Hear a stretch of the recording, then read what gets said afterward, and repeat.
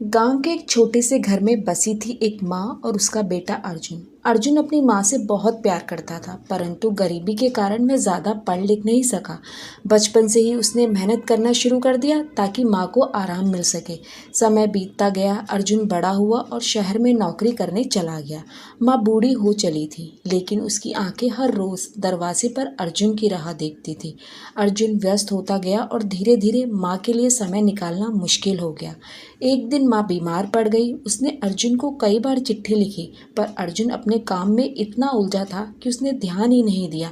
जब गांव से किसी ने फ़ोन कर अर्जुन को बताया कि उसकी माँ की हालत बहुत ख़राब है, तब वह घबराकर दौड़ा दौड़ा घर पहुंचा। और जैसे ही वो घर पहुंचा, उसके पैरों तले ज़मीन खिसक गई, क्योंकि उसकी माँ अब इस दुनिया में नहीं रही थी। उसकी माँ की लाश के पास एक पुरानी चिट्ठी रखी थी, जिस पर लिखा था, बेटा मैं जानती हूँ कि तुम बहुत व्यस्त हो, बस इतना याद रखना, जब तुम्हें मेरी ज़रूरत थी तब मैं तेरा हर आंसू पहुँचने के लिए तेरे पास थी। अब जब मुझे तेरी ज़रूरत थी शायद तू दूर था, पर कोई बात नहीं, मेरी आत्मा हमेशा तेरे साथ रहेगी। अर्जुन की आंखों से आंसू बह निकले।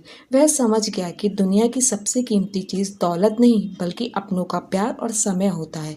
उस दिन उसने अपने आप से वादा किया कि अब वह किसी भी रिश्ते को अनदेखा नहीं करेगा।